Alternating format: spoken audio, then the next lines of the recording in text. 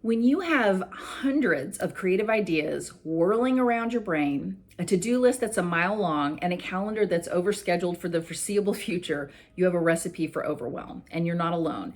Diffusing overwhelm is an important part of the work we do inside Creative Oasis Coaching. And today I'm going to share 5 ways that you may unwittingly be contributing to your own overwhelm, along with 5 methods that you can start using right away to diffuse overwhelm in your creative life and move into creative flow. And before we wrap up, at the end, I'm going to share an analogy that's going to make it really easy for you to keep returning to these techniques again and again that you learn in this video anytime you want to move out of overwhelm and into creative flow. I'm Jill Allison Bryan. I'm the founder of Creative Oasis Coaching, a master creativity coach, and since 2008, I've helped multi-passionate creatives around the world to strengthen their confidence and create clear, doable plans to create lives and businesses they love. So let's dive in to 5 ways to overcome overwhelm on your creative journey. The first, no more normalizing. Buying into overwhelm as a fact of life is one of the ways you're unwittingly contributing to it. And let me assure you, you're not alone. Modern society not only normalizes the feeling of overwhelm, it often seems to celebrate it, right? It's not only typical for people to feel overwhelmed, it's considered almost a badge of honor to be crazy busy, which is bonkers. And later on, we're going to talk more about how language can actually fuel our overwhelm. So to start, I want to guide you through a quick creative experience to help you clearly see why overwhelm is definitely not a feeling that we want to normalize or celebrate. So grab something to write with. You might want to grab some markers or crayons, colored pencils, even a pencil will do. So the first thing is to just take a moment and think of an experience in your creative life right now that is currently or has recently provoked feelings of overwhelm for you, and write that down. For example, it may be discovering that the people who agreed to help you with a big creative project have backed out just before the deadline, and now you have to figure out how to do that work on your own. Number 2 is, what does overwhelm feel like in your body? So it's different for everybody, but it might be a tight chest, shoulders that are up to your ears, not being able to get a good breath, heart beating rapidly, holding your breath, or having knots in your stomach. What does it feel like actually in your body to feel overwhelmed? After you've written that down, think about, if your overwhelm was a sound, what would it sound like? Again, different for everybody. Could be a car alarm that won't stop blaring, an inconsolable baby, 10 leaf blowers going at the same time. What does it sound like? And then number 4, if overwhelm were a mark or multiple marks on paper, what would it look like? So this is when I want you to grab a crayon or a colored pencil marker and scribble or doodle what overwhelm looks like to you. And choose colors that represent, as well as marks that represent overwhelm. Now just take a moment to look over what you just came up with. The sounds, the feelings in your body, the way it looks, and just step back and ask yourself, would I ever choose intentionally to normalize these feelings of overwhelm? And if, like me, your answer is no, thank you very much, then here's some good news. You do have a choice. You get to intentionally choose to not accept overwhelm as the norm and to begin to cultivate these new ways to diffuse it, starting here and now. Living in perpetual overwhelm is not a necessary evil. And so if you're unintentionally contributing to your overwhelm by normalizing it and just thinking that's the way it is, the counterbalance to that is to do the opposite. So how do we stop normalizing overwhelms? First, we name the emotion, like you did here. You look at overwhelm head on and you name how it's making you feel in your body, just like we did in these quick exercises.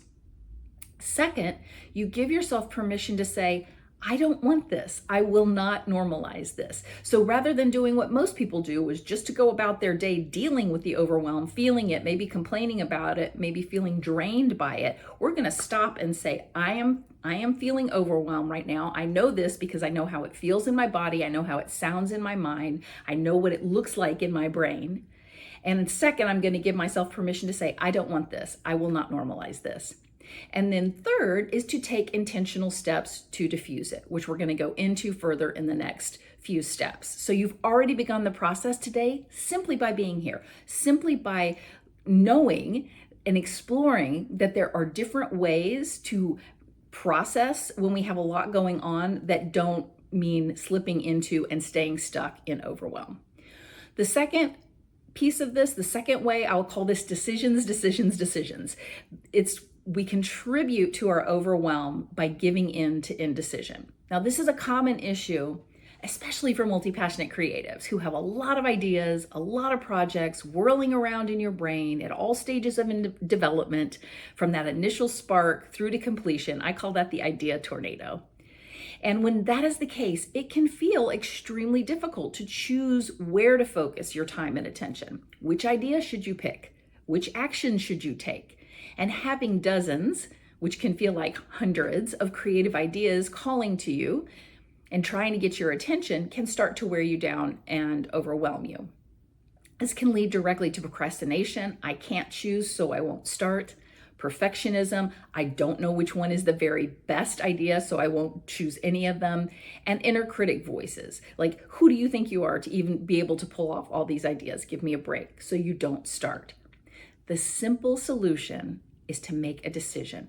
And I really mean any decision. Inside my Creative Oasis Coaching program, we use a process that I call the Magic Action Plan.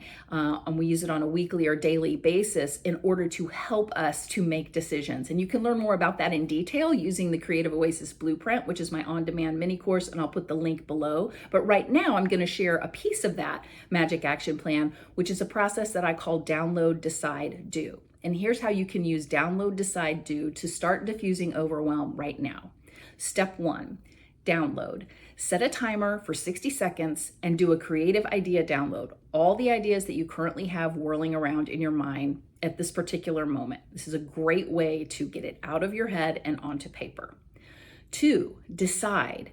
Choose the one that most calls to you. Choose the one that energizes and delights you when you think of taking action on it, or the one that feels most certainly like it's the next thing that needs to be done on the list because there's a deadline. The more you practice making decisions intentionally and sticking with them, the more you strengthen your ability to do so, the quicker you're going to get yourself out of overwhelm. So let's look at the reasons why you may not be making decisions and to move forward. One is that you might believe, like many of us, that there is a right and a wrong way to go, and you're afraid to choose the wrong one.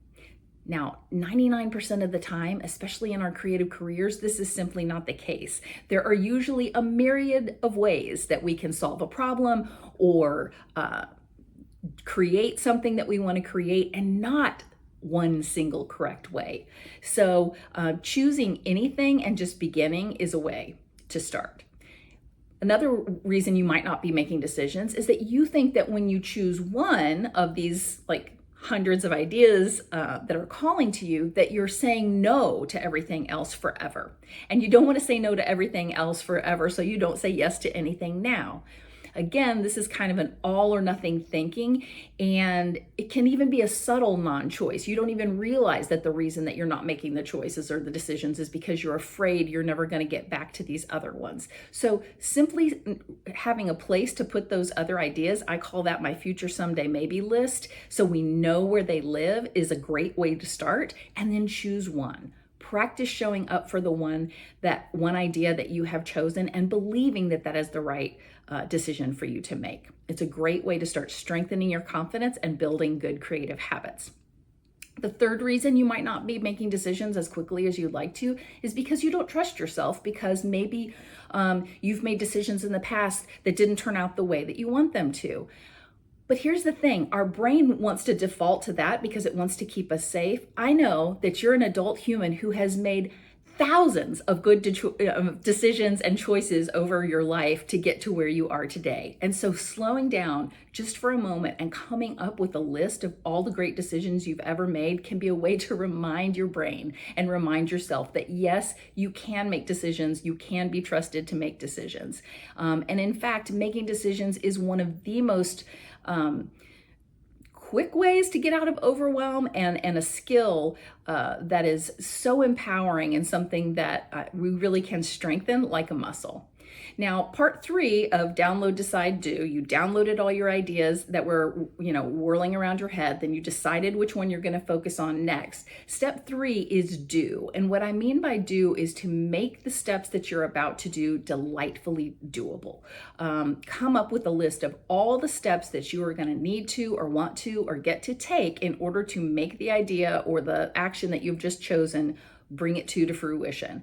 And make those steps so doable that they are even laughably doable. So for example, if you keep putting on your to-do list, write my book, one of the reasons you might not be deciding to take action to write your book is because your brain is smarter than that and knows that writing a book is actually not a one and done thing on a to-do step, right? It's actually hundreds of small steps. So allow yourself to get granular and make it smaller and more doable. So for example, we'll stick with the writing a book example. Set a timer for 10 minutes and write a character sketch for my main character. Set a timer for 10 minutes and write a shitty first draft of my outline for chapter 1. Shitty first drafts are the amazing brainchild of Anne Lamott, who's a great writer and writing instructor. Research a place where I want to set my story and be specific. Ireland during the medieval times, for example. Anytime we can get more specific, more doable for a certain amount of time and tell our brain that that's what we're going to be doing and focusing on, it's like our brain takes a sigh of relief. It understands what the task is. It understands that rather than write the whole book, which means a lot, we're going to be doing this specific action for this specific amount of times. And you can apply that to any creative endeavor. So moving on to the third way in which you may be unintentionally fueling overwhelm is with language. So watch your words. The words that you have such power to fuel or to diffuse overwhelm. Probably more power than you even imagine. As I mentioned earlier, because society tends to glamorize people being busy, you may have found yourself using language that adds to overwhelm without even realizing it. So if you ever find yourself saying things like, things are so crazy this week, or there's no way I'm going to get everything done I need to get done, or it's so busy, it's insane, or time is just getting away from me. I've been rushing from thing to thing. I don't have time. All of those are very familiar phrases, right? If you don't say them, you probably know somebody that says them. And when we use them and when we treat them as fact, we're really fueling our overwhelm. So how do we go about doing the opposite of that? What is the antidote for that? Well, I have a 3-part method to help you with that. The first, simply start to be aware of how often you say words and phrases that contribute in this way to the feelings of overwhelm. Start to listen to yourself, catch yourself. You may even want to keep a little journal or a note on your phone, and each time you find yourself saying one of those kind of phrases where you're normalizing or accepting overwhelm or fueling it, you just realize, oh, I am literally putting fuel on the fire of my overwhelm by continuing to use this language. That's the first step. The second step is to, once you get in the habit of catching yourself using this kind of language, notice how it feels. Gay Hendricks, the author of The Big Leap, did an experiment with employees of a company who had hired him to help them, and he put them on a no complaints about time diet. So what he told the people he was working with was basically like, if you catch yourself complaining about time, you have to stop. And after they had done this for a relatively short amount of time, I think it was like a week or so, the feedback that he received was, we found ourselves getting a lot more done without feeling rushed. We ended the workday feeling less fatigue. We suddenly had time to carry on these leisurely conversations with each other that we didn't feel like we could in the past. So the third piece of this then is to replace the words when you're aware of the language with other intentional language. So for myself, for example, I made the conscious decision years ago to stop saying I'm so busy or I'm too busy. And I've replaced it with things like, my plate is so full right now with wonderful things, or my schedule feels complete. I'm so lucky to have so many awesome things happening in my life right now. And so I'm choosing to stop what I'm saying yes to right now. So rather than saying I don't have time, which gives my power away, I'm talking about, yes, my life is full. Maybe I still have a lot going on, but I'm empowered because I'm choosing what that is. And the truth is, we all do have the same, 24 hours in a day, 7 days a week, 30 days a month kind of an idea, even though we have different things we need to do. So I love Gay Hendricks also shares this story in The Big Leap that says, imagine a small child that you're looking after comes in while you're working on something and says, will you play catch with me? And you say, I don't have time right now. Okay, that child goes away to play by themselves and you carry on with your work. Now imagine that same child comes in and says, I just stepped on a nail and my foot is bleeding. Can you help me? You probably are not going to say, I don't have time right now. In that exact same moment, you are going to take the time to help that child. So yes, it's a matter of, there's a difference between the urgency, but it really is a good way to realize that sometimes when we're saying we don't have time, we use that as a crutch to say I don't want to play catch right now because I really want to be working on this. So it's just a way to notice how we're using that language and being honest with ourselves and others. So the fourth way that we contribute to overwhelm is by forgetting or not seeing how our perception of time actually really does speed up and slow down depending on what we're doing. Now, the good news here is you have way more control around this than you might think that you have. So for example, 3 ways that you may be feeling overwhelmed as it pertains to this speeding up and slowing down of time is obsessing about the future in unhelpful ways. So when you let yourself future cast in unhelpful ways, people are not going to read my book, nobody's going to buy my art, nobody's going to take my course, or who's even going to want to buy my jewelry, that kind of time. It takes time and energy and resources to think that and to let that live rent-free in your mind. So that's one way we do it. 2 is to obsess about the present in unhelpful ways. Beat yourself up for doing one thing and not another thing. I should be doing this, but I'm doing that. Judging ourselves. I should be painting, but I'm paying bills instead. I should be creating my course, but I'm doing this other thing instead. Again, this takes time and energy, and we want to realize that we're doing that and then choose what we want to be doing instead. And then the third is you might be obsessing about the past in unhelpful ways, right? Dwelling on things that have already happened. There's 0 chance you're going to be able to change it at this point. I should have finished writing this a long time ago. I should have started painting when I was younger. I should have started a podcast before everybody on the planet had one, right? Those thoughts and living in that kind of energy of overwhelm takes energy away from you actually doing the thing that you want to do, actually writing, actually painting, actually starting your podcast. So Einstein's theory of relativity says that time is relative to the position of the observer who measures it. Time is relative to motion. And you can see this when you think about practical things in life, right? There are times that we're doing something, usually when we're in creative flow, where we feel like we're just time evaporates, right? That happens for me when I'm playing piano and singing, when I'm walking on a beach or in the woods, when I'm hanging out and having great conversations with a friend, when I'm writing and I'm really into what I'm writing, or exploring new places on vacation.